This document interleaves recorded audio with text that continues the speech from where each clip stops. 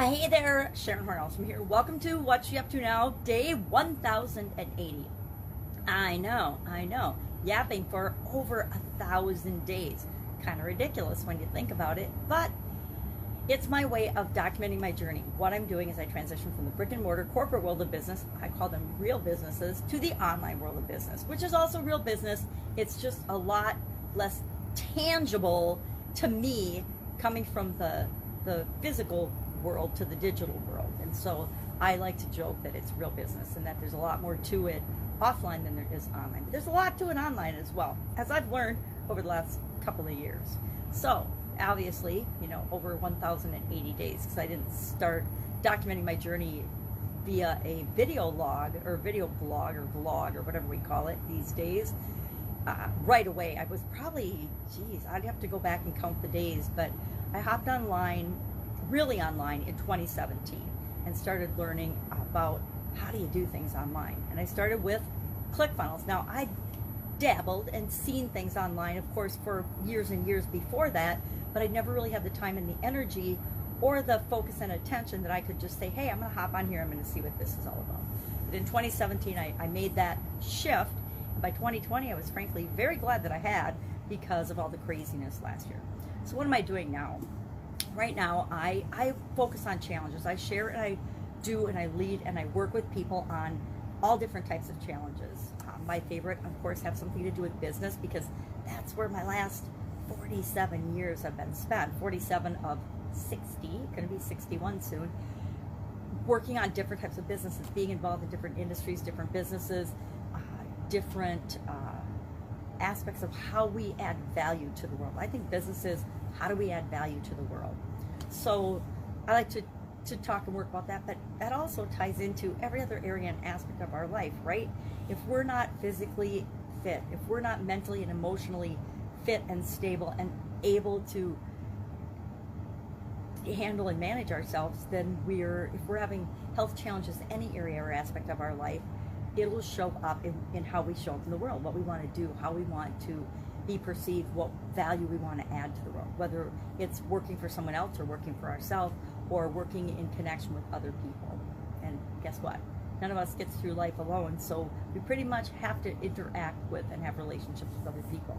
So in 2020, I started doing a Get Up and Go challenge. I'd been doing all kinds of different challenges, but 2020 was the year where I did the Get Up and Go challenge. And I did it as a 30-day challenge. I did it as a 10-day challenge, which didn't seem like enough given all that was going on in 2020. It was a crazy year by anyone's standards, mine included. And I started doing a 30, then a 40, then 3 more 30-day challenges. So a total of 5 30-plus day Get Up and Go challenges. And what's the Get Up and Go challenge? It just teaches us how to install on a subconscious level a process or a framework called SOAP that guarantees that we get better results after any change or challenge that we face than before we face that change or challenge. It means we always do the best thing for us. And it's a super simple framework. And I've been using the process for literally decades, but I never called it anything or had a name for it. I just automatically did it because I learned it a long, long time ago when I was having challenges and struggling. And I figured out what worked for me, and then I just kept doing that over and over and over again and perfecting it through the literally decades. And in 2020, it just felt like the right thing to call that was SOAP. And of course, SOAP stands for, it's an acronym. It stands for your story or your situation, options, action, and progress. And I explain in the challenge, and we break it down for all the areas and aspects of your life: physical, mental, emotional, spiritual, financial, relationships, and contribution. Each of those areas, and we go deep on at least 3 of them every time we go through the 30-day challenge, but we cover all 4 areas for each of the 7 areas throughout the challenge, so that you can see examples. And I use myself as a guinea pig, like I do in a science experiment with everything else in my life. And I actually share stories, and I go through the challenge right along with you and make sure that, I'm sharing, okay, well, this is really hard for me because of these beliefs or this thought or this, that. And I started in the last couple sharing a tool a day. So you get 30 different tools that you can use that I've used throughout my life, that a lot of which I forgot about until 2020. And I realized, hey, I have got all these little tools and strategies and tips and hacks and things that I've learned, lessons learned from all my years. Why am I not going back and pulling the things that have worked for me in the past and using them to help me in this situation right now? So I made a concerted effort to pull that all together. I think that I don't know if I'm going to wait till February 1st to start the next Get Up and Go challenge. I think I need and want to do another one like sooner rather than later. And I thought I started taking a month in between after I did June and July, and then I took August, and all I did was I shared some life lessons or big lessons that I'd learned every day for the month of September. Then October, we did another Get Up and Go challenge for 30 days, 31 days. And then November, we took off and we did No Nonsense November, where every day I shared a tool and some life lessons and tips on how you could use that tool in your life.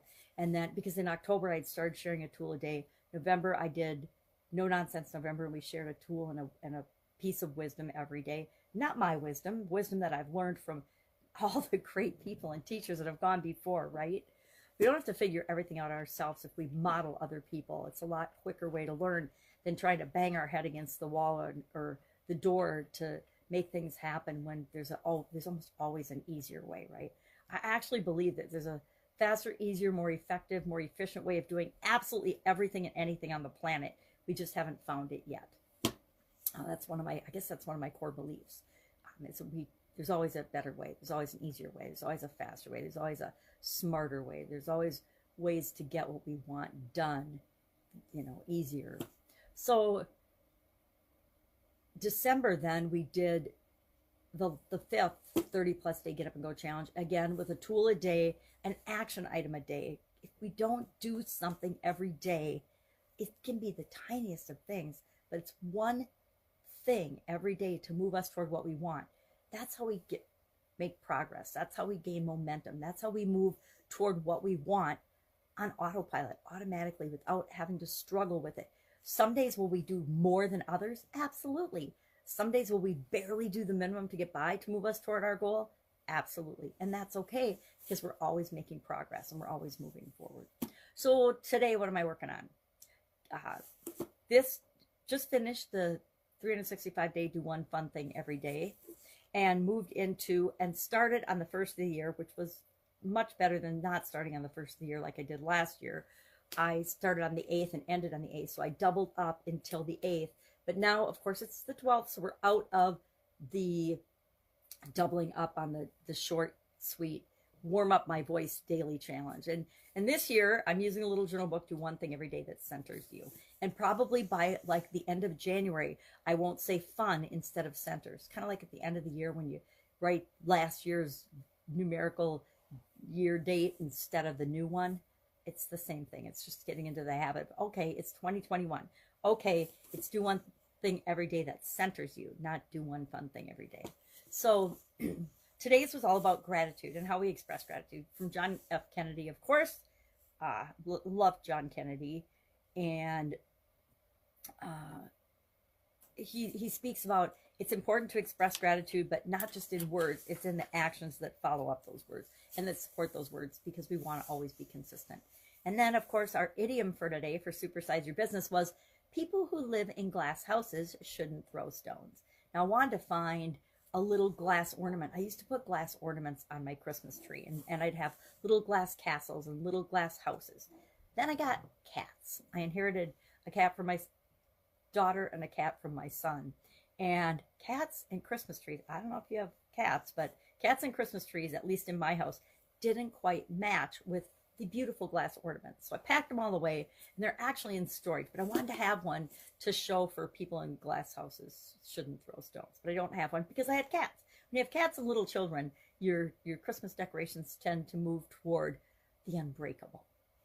But people in glass houses shouldn't throw stones. It reminds me that I shouldn't judge other people, especially for things that I'm doing myself or thinking myself. If I'm not thinking for myself and I'm just going with the crowd, I shouldn't judge other people for not thinking for themselves and going with the crowd. If I am bad at something, say grammar or spelling or seeing, and therefore I make typos and mistakes, I shouldn't judge other people for typos and mistakes or using the wrong word. Why? Because I do that now too. It used to drive me crazy, but now I've had to learn to cut myself some slack because I literally can't see very well. So if I'm responding to text or something, chances are, and I'll admit, I've gotten a lot better. I've gotten a lot better. I used to send my kids text messages that not a single letter in any word would be correct or right. And I'm learning to use voice technology so that I don't make so many mistakes. Unfortunately, technology isn't at the point where it necessarily clearly understands my voice. And so I still send goofy, crazy messages sometimes. And people that know me, they don't expect it, but they're not surprised if they get a goofy message from me. And they'll just send back a message. What the heck are you saying? Or they'll pick up the phone and call me and say, what the heck was that about? Which I should learn to leave a lot more voice messages than text messages. But guess what? People respond almost immediately to text messages, and they don't stop and listen to their voice messages, and they're not always able to pick up the phone. So, we got to do what we can do with what we've got right now. So I love the people who live in glass houses shouldn't throw stones. And it's a reminder for me and each of us and all of us to sometimes look in the mirror and say, am I actually doing the thing that I'm accusing someone else of doing? And if I am, holy crap, I better check myself and stop doing that, because I want to treat people the way that I expect to be treated. And I want them to treat me the way they expect to be treated. That's how we build relationships, and we communicate. We understand one another. If you treat me rudely, yikes, I might take a deep breath and let it go once. But if you keep doing it, I'm probably going to snooze you for 30 days. And it isn't just how you treat me. I mean, you might treat me well, but if I see you treating other people in ways that are against my core values and unacceptable, I'm still going to snooze you or get rid of you, because I just don't want that kind of element in my life. And that's up to each one of us to draw the line in the sand and decide what is right for us and what isn't right for us. If anybody's supporting violence, illegal, abusive, negative, unethical, fraudulent behavior, unfriended, out of my life and cut off. I mean, without hardly any notice. And I learned this a long time ago. If someone is gossiping about you, I mean, I learned this in corporate America, probably in my summer internships when I was going to school, probably in high school. I mean, we all learned this. If somebody is gossiping and talking about you, and they're supposedly your friend, but they're talking about another friend to you behind your back, guess what they're doing when you're not there?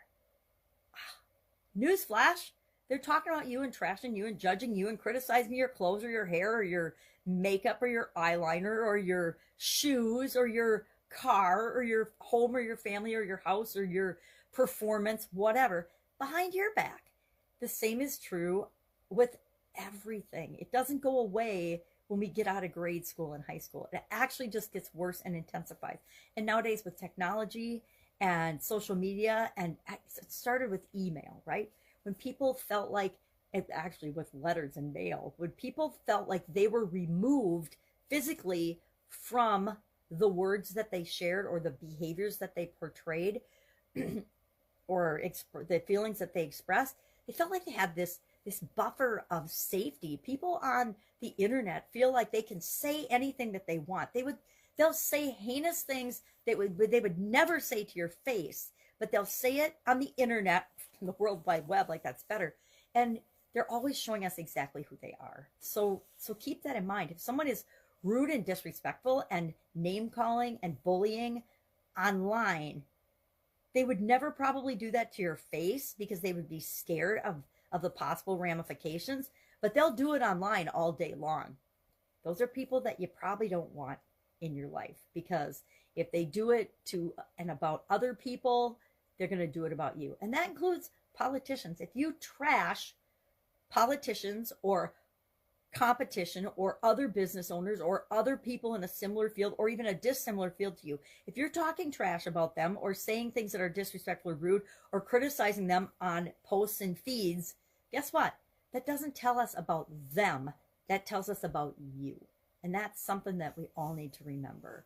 I know that it's easy to forget, especially when there's a lot going on in our world. And there's a lot going on in our world, more than has ever been going on in my lifetime. And I'm 60. So for people that haven't experienced a lot of this or any change, it is almost overwhelming.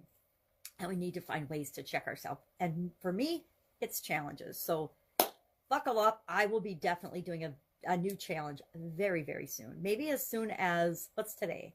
Tuesday, maybe next Monday. Maybe I'll start it again next Monday. I'll have to look at the calendar and see what the date is and see what commitments I have. But it's the kind of thing that I will get up an hour early to do. And I'll pre-record it and I'll have it available to help myself move in a positive direction and keep moving forward and making progress, and to help other people as well. All right, that's all I got today. Have an amazing day. If I can help you in any way, ask in the comments below or DM me. If you don't agree with anything I said, that's awesome. Just don't watch my videos anymore. You can let me know in a direct message, but you don't have to post it under the video, right? That's called social etiquette, emotional intelligence, something that we're going to learn more about, I think, moving forward, hopefully in the coming year for everyone. All right, have a great day. Catch you tomorrow. Bye.